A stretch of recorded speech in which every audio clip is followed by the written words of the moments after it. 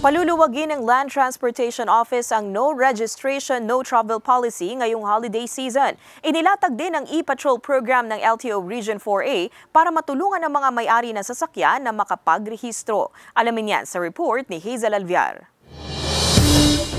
Noong Oktubre pa napaso ang rehistro ng tricycle ni Ernel. Hindi raw niya ito agad na i-renew dahil sa dami ng mga pangunahing gastusin.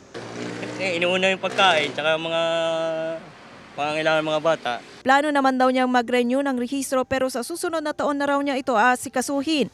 Delikado, baka mahirap na pagka hindi nakarehistro. Ganong pagka halimbawa ikay nasabitan o ikaw nakasabit, yari ka, wala kang kalaban-laban. Isa lang si Ernel sa mga nais matulungan ng LTO Region 4A matapos i-anunsyo ng ahensya ang pagluluwag ngayong holiday season sa ipinatutupad nilang no registration, no travel policy. Nauna nang inanunsyo ng ahensya ang mahigpit na pagpapatupad ng pulisiya dahil base sa kanilang datos 65% o katumbas ng 27.5 milyon na mga sasakyan sa buong bansa ang hindi rehistrado o paso na ang rehistro. Pero dahil magpapasko at bagong taon, luluwagan daw muna nila ito ngayon. Pero ang LTO Region 4A mararamdaman pa rin daw ang kanilang presensya sa mga kalsada sa rehiyon, hindi para manghuli, pero para tulungan ang mga may-ari ng sasakyan na napaso na ang rehistro para mairehistro sa tulong ng kanilang e-patrol program. Sa ilalim nito ay may mobile o sasakyan silang iikot sa bawat probinsya sa Calabarzon kung saan maaring magrehistro ang mga may-ari ng sasakyan. Dinadala natin yung serbisyo ng LTO mas malapit doon sa mga lugar na walang LTO.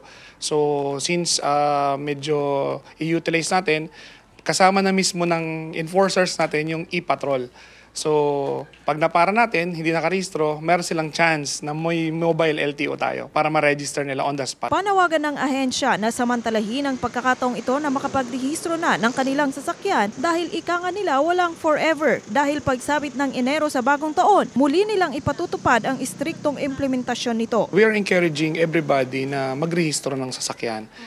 Number one natin is safety. Siyempre, protection nila in case may masabitan sila, safe tayo. Yung mga bonuses daw natin, medyo itabi natin para for registration para pagdating ng January ay full intensify ulit tayo. Kasama si Buhay Adanti Jr., Hazel Alviar, Balitang Southern, Tagalog.